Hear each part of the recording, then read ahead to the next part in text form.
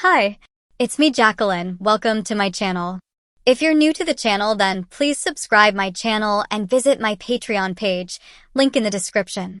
Toshi jumped up, gave her mother a hug and kiss on the cheek, saying, "Mom, you're the greatest." I don't think getas would be a good idea for everyone. They take some practice. You really owe your brother on this. Do we know which girl is going to be which band member? Not yet. We're doing a lip sync of one of their songs, and we need to find who fits which spot best. We're doing a what? Sam asked. Didn't I tell you? No, you didn't. Sorry. I bet. Settle down, you two. We should do a full dress rehearsal the Saturday before the party, just to be sure the makeup and kimonos work, Masumi said. That week the girls and Sam worked on the lip sync song. The real band had a lead singer and 3 background singers. And the background singers also played stringed instruments. Abby had access to instruments and came up with 2 guitars and a bass guitar. And luckily, the girls really wouldn't have to play. It turned out that Abby was the best at lip syncing the lead. So that meant that Abby would wear Masumi's geisha headdress, Toshi would wear the red wig, Sue the black one, and Sam the white one. One evening during the week, when all 4 were at the house, Masumi decided to show them all what was required to wear a kimono. Toshi and Sam knew, but the other 2 didn't. To be funny, she chose Sam as her model. She started by having Sam put on the jubin or white slip, then coming into Toshi's room where everyone else was. As she talked, she helped Sam put on each piece of clothing. It's not as hard as you think. First, it's best if you put on the white tabi socks. If you don't and you're dressing yourself, it could be hard to do once you have the kimono and belts on. Then comes the slip and the white collar, called an eri sagata. Now, when you put the kimono on, be sure that the seam is centered in the back. And always overlap the left over the right side. Abby said, "It looks too long. We'll take care of that in a minute." She then carefully adjusted the collar and the kimono. Then said, "Now the obi or belt." Actually, there are 2 of them for the kimono. First, we need to adjust the kimono until it's just at your ankles.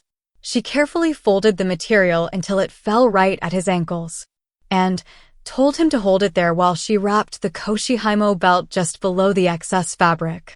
This belt starts in the front, wraps around the back, and is tied in the front. After she tied the belt, she fussed around, so the fabric fell just right, and then folded the excess kimono material down over the belt. And finally, we wrapped the date-jime belt around, covering the koshihimo and tie it in front. See, that wasn't bad, was it? Now, normally you would finish this with the geta sandals. She walked back to the closet and came back with a pair of getas. She set them on the floor and had Sam slipped his feet into them. But it takes practice to wear them. And you would take them off when you arrived at the party, as it's not proper to wear them indoors. So, we won't use them. You'll just wear regular shoes and take them off when you get there. Sue looked at Abby and said, "I didn't realize that there was so much to a kimono." Yet Abby said, "Are you sure that it's not going to be too much work, Mrs. Gifford?" "No, honey. The 4 of us here know how to do it, so you'll have 4 of us working on the 2 of you. The interesting thing is going to be the makeup." "Mom," Toshi said, looking at Sam.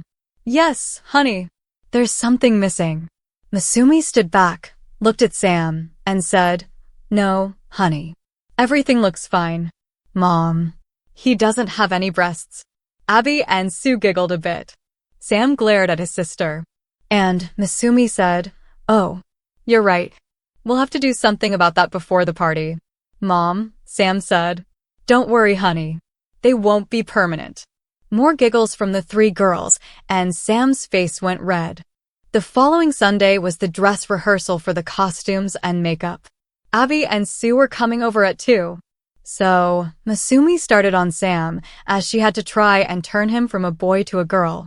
The 3, Masumi, Toshi, and Sam, were in Masumi's room. Sam was dressed in nothing but a pair of panties. And there were a number of things on Masumi's bed that Sam wasn't sure of. He looked at them a little strangely, and then at his mom, and asked, "What are those for?" Toshi giggled a little, and said, "Your breasts." "You're kidding." "No, honey. If you want to be one of the girls, you need them, his mom replied. He just shook his head. Masumi picked up a bra that matched his panties and handed it to him. He slipped it over his arm and fastened the hooks in the back. Masumi thought, he does that just a little too easily. She then handed him one of the breast forms. He held it for a second and looked at this mother. She said, "Slip that one in the left side." He did. She handed him the other one and he just slipped it in the right side. Masumi adjusted them a little. And Sam said, "They're cold and heavy." Masumi smiled a little and said, "They'll warm up and you'll get used to them." "No, I won't." Masumi went to start working on his makeup, but hesitated and just looked at his face. "What's wrong, Mom?" Sam asked. "Oh, nothing. But we need to do a little work before I start with the makeup." "What kind of work?" "Your eyebrows need some cleaning up." "What?" "They're just a little ragged and don't look very feminine." "You're not going to make them thin like Toshi's?" "No. Yours are naturally thin. There are just some strays that need taken care of." "Okay, I guess." He sat there and endured Masumi plucking, hoping that she wasn't going overboard. "There. All done," Masumi said. "They're as thin as mine," Toshi said. "What?" Sam yelled. "Just kidding." "Toshi. That wasn't funny," Masumi said. "Sorry." Masumi went to work on his makeup, and when she was done, Sam looked very much like the female punk rocker in the picture she was working from. Then she helped him put the kimono on, followed by the white wig. Sam was Samantha again, or a punk Japanese version of Samantha. Toshi just said, "Wow. Little sister, you look great." Sam just glared at her. The doorbell rang and Masumi said, "Sam, would you answer that?" "While I get started on Toshi." "Dressed like this?" "It's only Abby and Sue." "Yeah," he said as he slowly walked out of the room and downstairs. He looked to be sure that it was Abby and Sue. And it was. So, he opened the door. The look on the girls' faces was worth it. Abby cautiously said, "Sam?" "Yeah, it's me." "You've got to be kidding." "No, it's really me. Your mom did a fantastic job." "Yeah, come on in." "They're upstairs." The three walked back upstairs and to Masumi's room. Sue said, "Mrs. Gifford, we can't believe how good Sam looks. You did a marvelous job." "Thank you. I took a course a while ago on makeup and it's fun to put it to use again. Let me finish Toshi and then we'll get started on you too." Masumi turned the four into a girls' punk band. And, with the help of Toshi and Sam, got the other two girls dressed in their kimonos. The girls couldn't believe how good each other looked. Masumi suggested that they try their lip-sync act dressed in the kimonos to be sure they could go through all the gyrations. They tried, and only had to make a couple of minor changes. Masumi took a couple of pictures, downloaded them to the computer so the four could see the group, and were happy with what they saw. The Saturday of the party, the four again gathered at the twins' house and were transformed into the girl punk band. It amazed Abby and Sue as to just how at ease Sam was about the whole thing. Abby said, "You know, Sam, we can't call you Sam tonight." "What can we call him, Toshi?" Sue asked. "We could call him Sumi." "It's close to his real name," Toshi said. "Sumi. That sounds good." "Okay with you, Sam?" "I mean Sumi." "I guess," Sam replied. The four left for the party around 5, and when they arrived, there were about 30 or 40 people there, all in their late teens. The girls made an impression with their entry. Most of the costumes were very good, everything from Batman, to another geisha, to a fairy princess, to a Dick Tracy. The girls were really enjoying themselves, but Sam was still nervous about being in a crowd dressed this way. As he was walking through the crowd, he spotted the fairy princess, and even though he couldn't see her face, for her mask, she looked familiar. But so did a lot of the other people. About 10 o'clock, the hostess announced that the Japanese girl punk band was going to do a song. Abby gave the tape to the DJ, and the girls got on the small stage. The music started, and the girls started their routine. The song lasted about 5 minutes, and about halfway through Sam saw the fairy princess again, and she was watching him very closely. As the song ended, the girl removed her mask, and Sam almost froze. It was Vanessa. There he was looking like a Japanese girl punk rocker and her like a fairy princess. He almost panicked. But the applause from the crowd brought him back. The 4 girls bowed just like they had practiced. Like 4 proper Japanese girls. As they were walking off the stage, Sam whispered to Toshi, "Vanessa is here." "So what?" "I think she recognized me." "No way. You don't look like you." But she just stood there and stared. "Don't let it bother you." "Okay, if you say so." About midnight, as the party was starting to break up, Sam felt a tap on his shoulder, and he turned around. There stood the fairy princess, or Vanessa, with her mask on. He froze. She said, "Do I know you?" Sam shook his head no. "You look familiar?" As softly as he could, with as good a Japanese accent as he could do, and a little bow, Sam said, "My name is Sumi." "Hello, Sumi. My name is Vanessa." "I am sorry, Vanessa. But my English is not so good." "That's all right, Sumi. But you do look familiar. And that was a great song you and your 3 friends did." "Thank you," Sumi said, bowing. Toshi was standing watching the scene, but figured that she had better not interfere. "It was nice talking with you, Sumi. Maybe we'll see each other again sometime." "Thank you, Vanessa." "Yes, maybe again." Sam turned to walk away, and then heard someone say, "Sam." Out of conditioned reaction to hearing his own name, he turned and looked. It was Vanessa that had said it. She removed her mask and smiled. Sam was ready to run. But she took his hand and said, "I thought that it was you. Can we talk?" "I'm Sumi."